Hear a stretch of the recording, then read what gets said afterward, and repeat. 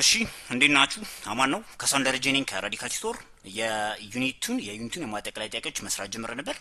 የመጨረሻዎቹ ሁለት ጥያቄዎች ደግሞ በዚህኛው ቪዲዮ አብረን እንሰራለን። which is ጥያቄ ተራ ቁጥር 12 እና ጥያቄ ተራ ቁጥር 13 ማለት ነው። So question number 12 ምን ይለኛል? The planet Mercury travels around the sun with a mean orbital radius of 5.8 times 10 to 10 meter. እሺ the mass of the sun is 1.99 times 10 to 30 kilogram. እሺ so ጥያቄው ምንድነው? how long does it take Mercury to orbit the sun? so give your answer in earth's day ነው የተባለው። so how long ከተባለ የጠየቅነው ምንድነው? time ነው which is orbital period ነው የጠየቅነው ማለት ነው። okay so አሁን ኪፕለር ሎውን እና ኒውተን ሎ ኦፍ ግራቪቴሽንን አንድ ላይ ኮምባይን በማድረግ ኦርቢታል ፔሪድን ካልኩሌት ለማድረግ የምንጠቀምበት ፎርሙላ አለ which is this one right t is equal to 2 pi ሲባዛ ስኩዌር ሩት ኦፍ ሚን ኦርቢታል ሬዲየስ ኦቨር g ታይምስ ማስ ኦፍ the earth አይደል። so ሁሉም እንዳለ ጊቭን ናቸው in we will get which is g ስንል which is universal gravitational constant m ስንል which is mass of the sun okay so ይሄን አስገብተን ካልኩሌት ስናደርግ we will get 7.61 times 36 ሰከንድ ይሆናል ማለት ነው። ኦኬ ሶ ዲስ ኢዝ ዘ ኦርቢታል ፔሪድ ኦፍ ሜርኩሪ ማለት ነው በሰከንድ። ሶ ይሄን ወደ እርዝ ዴይ ስንቀይር which is በእርዝ አንድ ቀን ማለት 86400 ሰከንድ ነው።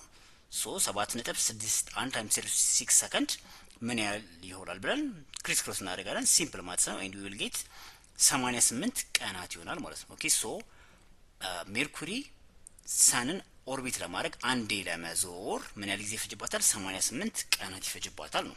ኦኬ በጣም አሪፍ ጥያቄ ተራ ቁጥር 13 ላይ ደርሰናል። ሚለኛል two identical isolated particles each of mass 2 ኪሎ ግራም are separated by distance of 30 ሴንቲሜትር ወይንም 0.3 ሜትር። እሺ ሶ ጥያቄው ምንድነው? what is the magnitude of the gravitational force exerted by one particle on the other ነው የሚለን። ኦኬ ሶ አሁን ይሄ ስትሬት ፎርዋርድ ነው which is ሁለት ማሶች አሉ m1 and m2 ሶ አንዳቸው ላይ ኤግዘርት የሚያደርጉትን ግራቪቴሽናል ፎርስ ፈልጉ ነው የተባልነው።